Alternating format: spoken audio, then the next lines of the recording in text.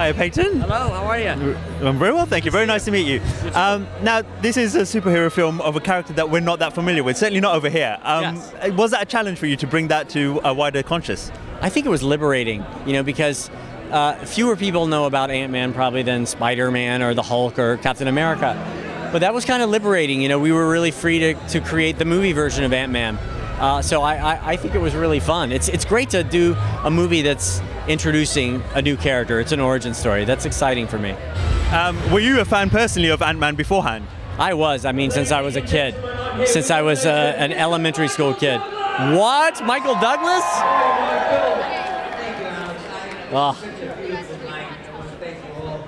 How much do we love Michael Douglas? He's such a pro. How did you go about getting Michael Douglas involved with this film?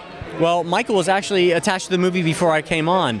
So I was thrilled because, I grew up with Michael Douglas. I've seen every movie he's ever done, and maybe the one thing that he hadn't done was a movie like this. He'd never done a big visual effects movie, and he was thrilled to do it. His teenage son was thrilled to see. He's like, "Dad, you got to do this movie. What's wrong with you? Go do it." His dad was essentially like his agent, and it was great. And Michael just dove into it. Now, one thing that I was very surprised by and relieved by as well was the fact that we've got a really strong female character in this one with Evangeline Lily.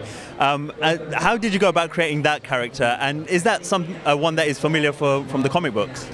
It is, and it was really important for me personally to create a strong female character in this movie. Not to create it, she exists in the comic books. And Evangeline Lily is such an amazing actress. And the fight choreography, she got into that. I would never want to go into a boxing ring with Evangeline Lily. But it's an important part of our movie. Her story about becoming a hero is every bit as crucial as Paul's story in this movie. So by the time we get to the end of the movie and we see what eventually happens with her, it's so fulfilling. I have to ask, where does Ant-Man fit into the Avengers? He originally was one of the founding members. Now, this Ant-Man is obviously different. How do you think he'll fit into the Avengers? Well, it remains to be seen how he's going to fit in. I think that's one of the fun things that audiences are going to see.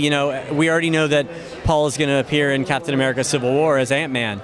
So it's fun to try and figure out, well, wait, what's going to happen?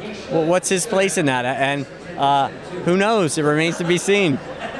And finally, we see Michael Douglas as a young man in this with some amazing special effects.